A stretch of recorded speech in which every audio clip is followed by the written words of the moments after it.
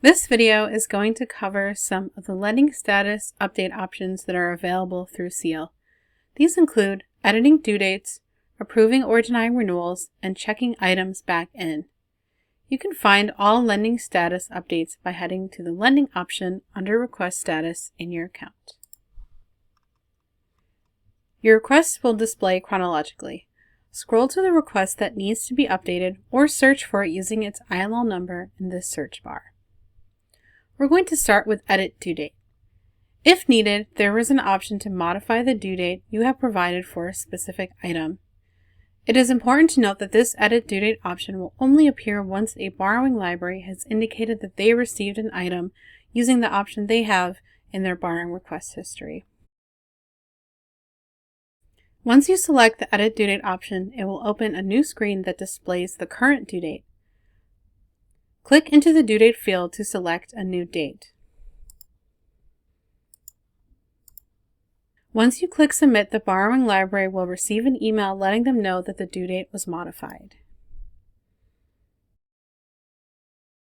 Next, I'm going to touch on granting or denying renewals through Seal. I'm going to scroll to an older request to demonstrate this. Borrowing libraries have the option to request renewals of materials. If they do, you will receive an email asking if you are willing to extend the due date. This is a copy of the email that you would receive. You can respond to this request directly from the email or by going into your lending account history.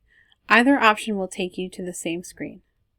Once a renewal has been requested, the Approve or Deny Renewal options will appear automatically. Our regional ILO code recommends renewing materials whenever possible. If it is not possible for you to renew an item, such as if a patron at your library has a hold on it, you can select Deny Renewal. In the Deny Renewal screen, there is an optional field where you can provide notes on why you couldn't renew the item. If you are able to extend the due date, click Approve Renewal. This will take you into a screen where you can type in a new due date.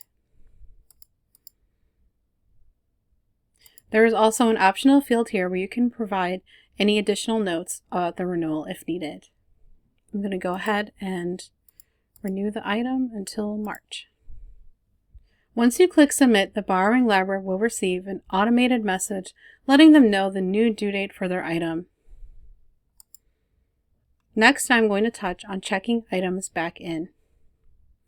Once you receive an ILO material back from the borrowing library, you can update the status again in Seal to Checked In.